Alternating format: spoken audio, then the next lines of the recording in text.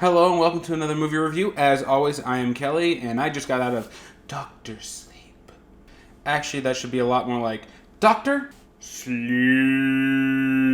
I'm only halfway joking about that because honestly, this movie is really good. I can't really talk about anything without spoiling pretty much everything because of how interconnected everything is.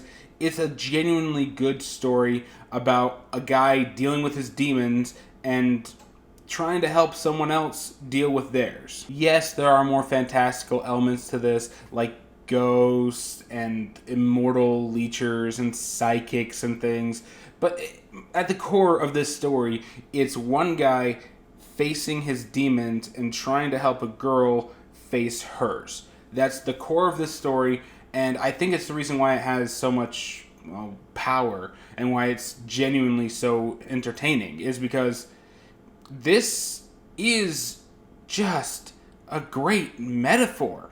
A metaphor for what? You take your pick. There are so many things you could insert in here and get out of this movie. It's genuinely well written, and it really does feel like they're trying to honor both the movie version of The Shining as well as the book version of The Shining. In fact, I'd argue that it basically takes the best of both worlds and puts it into one movie. Yeah, you're probably going to hear this a lot in other people's reviews, but if you haven't heard, Stephen King actually hates the original Shining that Stanley Kubrick did. He hates it with a passion. It's his least favorite of all of the adaptations they've made of his stuff. And think about all the bad adaptations they've made of his stuff.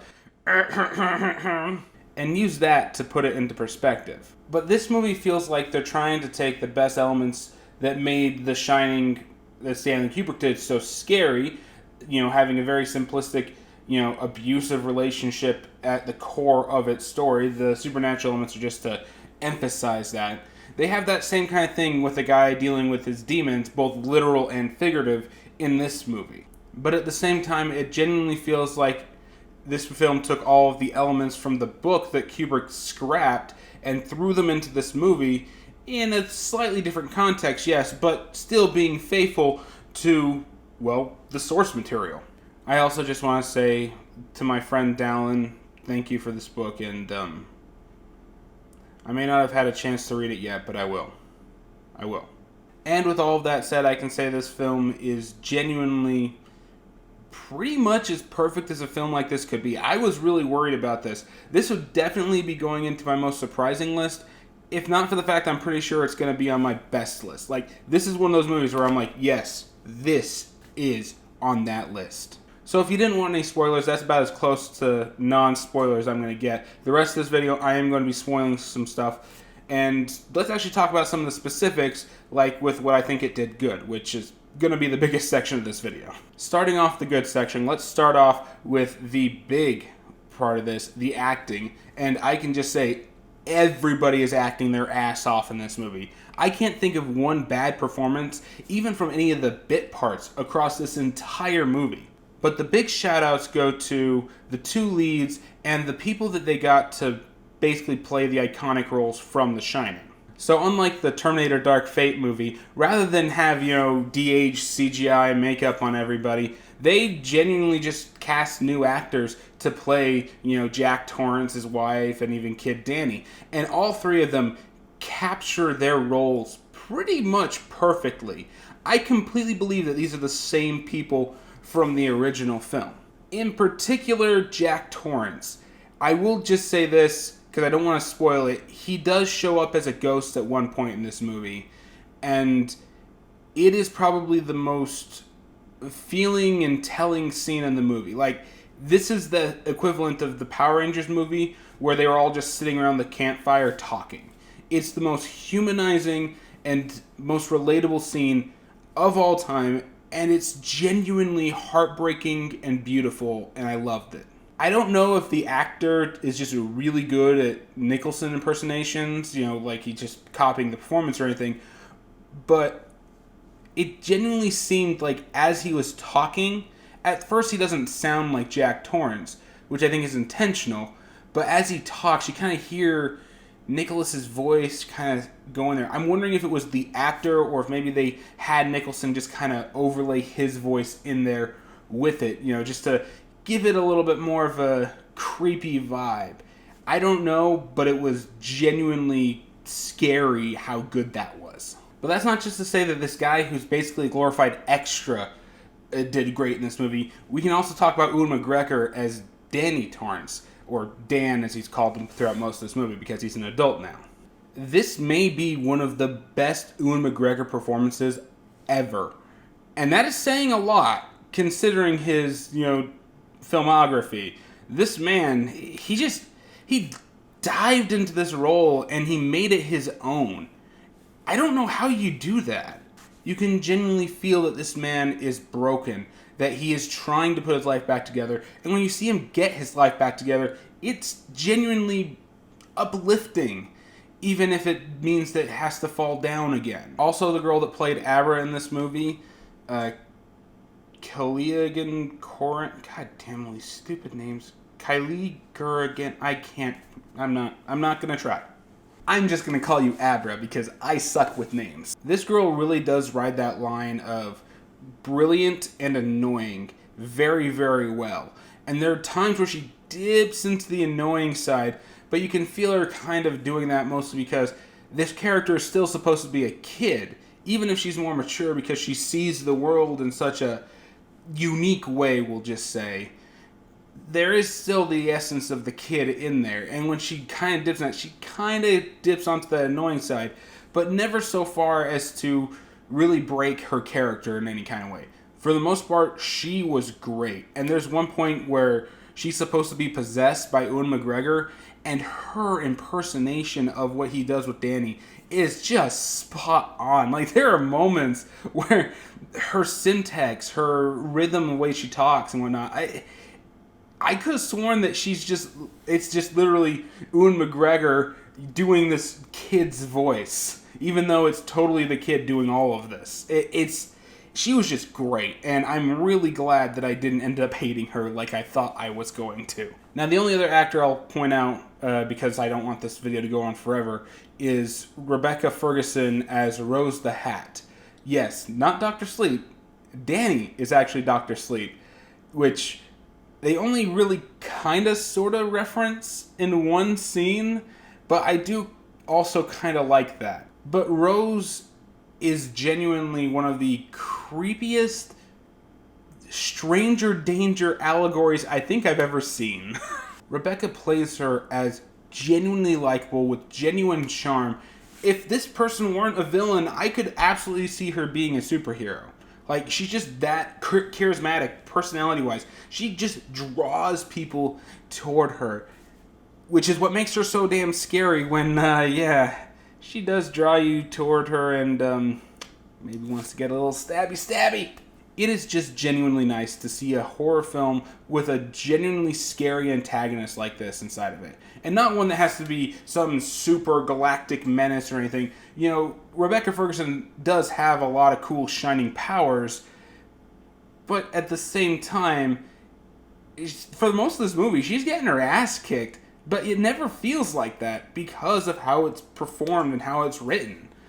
She keeps getting thrown out of this girl's mind and getting beaten to death. I mean, at one point she gets her whole freaking hand basically the skin ripped off, and it never comes off like, oh, we're neutering our villain or anything. No, it's pretty clear that Rose is still on a level of her own. She's just caught off guard a little bit. You let her catch your guard up and you're screwed. But less about the act. Yeah. But if we can move away from the acting for a second, let's move on to some of the technical side. Every single set inside this is gorgeous, even when they have to go back to the Overlook, which does not happen until the last third of this movie. People were kind of thinking that this was going to be, nostalgia bait, kind of, again, like the Terminator movie where they just threw everything that you remember at it. No, they go back to the Overlook for a reason, and it's only in the last third, and it is gorgeous. It genuinely looks like this is the same building that they filmed the original Shining in, just in disrepair. No one's been in this building for 30, 40 years, and it genuinely feels like that. Just as creepy as when it was as grand as it was in The Shining. But here, it's just a different type of creepy.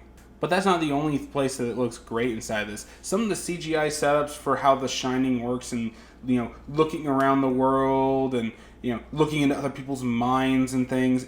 It's genuinely good. It really does feel like these people are flying like Superman in the sky, just spreading their wings, looking at everything, going through the recesses of people's minds. Then you have to remember that most of the people who do this, including Rose, well, are horrible, horrible leech monsters that will suck the shining out of people to live forever. Again, these people felt like genuine villains 100% of the time, and always scary. Even their death sequence of basically rapidly aging Indiana Jones style is creepy. But if there were a few negatives, we should probably talk about those, because I could gush about this movie all day, and I just don't want this to be a 30-minute long video talking about all that. Talking about the bad, though, we have to bring up the fact that it's almost 3 hours long. Again. I don't mind long movies. I really don't, but it seems like they keep doing this a lot lately, and for the first 30, 45 minutes of this movie, it's really disconnected. We do a lot of time jumps in the first 30 minutes to the point where it genuinely gets confusing about where we are and how we're going about things. Now, most of this does connect in later, but for the first hour, I mean, it's just so confusing. We start out with Danny as a kid right at the events of The Shining and showing how he grows up a little bit, and then we show him overcome and finally start to talk again, and then we immediately cut to Ewan McGregor in like 2011, and he's some drunken hobo who's stealing money from people and a complete alcoholic. And like, I'm sorry, didn't we just see him like overcome his demons? Why is he on the ground again? They do explain it at the end of the film, and it's really good. It's just that for the first 30 minutes, they keep doing that. They cut there, then they cut him in New Hampshire, and they cut him into getting into an AA program. Then they cut him 8 years later where he's got his life back together, and then they cut him here, and it's jumping back and forth, back and forth, back and forth. We don't even meet Abra in this movie until probably 45 minutes into the film. It feels like the chapters of a, book sequel, where it needs to get you caught up on things that happened off screen. Like spending the first 45 minutes basically showing us everything that would have been read in the Star Wars text scroll. And it's very disconnected and disjointed. And it almost feels like there should be another movie between these two, just telling the story of this. Now again, it does connect, and after that first hour, it just, full speeds ahead. It never feels like it stops. It's just a continually building situation until it finally, just all shit goes through the window and we've got everything we want. But for that first 30 or 40 minutes, I could see some people falling out of this movie. It's not necessarily perfect, but as I said, this is probably as perfect as this type of sequel could be and get, and it is genuinely one of my favorite films I've seen this year. So without further ado, my final verdict is, of course, a must-see. This is one of those ones that you really can't ignore. Go into theaters, spend full price for it. You are not going to be disappointed. I know I wasn't. I'm going to go see it again probably with my family, and I'm going to enjoy it no matter how many times I see it. This is going to get put on my shelf right next to that Dark Tower movie that wasn't as bad as people like to say, but still probably wasn't very good. But I bought it anyway. And that's it for me. Have you seen Dr. Sleep? Tell me what you thought about it in the comments down below. Let's get some healthy discussion going. And also, sub-question, what do you think of Stephen King not liking The Shining and making his own version, the miniseries from 1997, I believe it was? Compare and contrast. I want to know what your genuine feelings on that whole situation and debacle are in those comments down below. And as always, if you like what you see here, I've got plenty of other reviews, including the Terminator one, which is going to be right down there in the description below, as well as the icon up there. I believe I'm pointing in the right direction this time. And if you want to support the show, be sure to like, share, subscribe, all that jazz, and especially leave a comment. That seems to help the algorithm a lot more than even subscribing does these days. Also, if you want more content from me, I do stream pretty consistently on Thursdays. I did a surprise stream on Tuesday, but that was because I magically had a day off. Thursdays are the main ones at 11 o'clock Mountain Standard Time. 11 p.m. Mountain Standard Time. I said that right. And yeah, that's it for me. So I guess I'll see you all next time.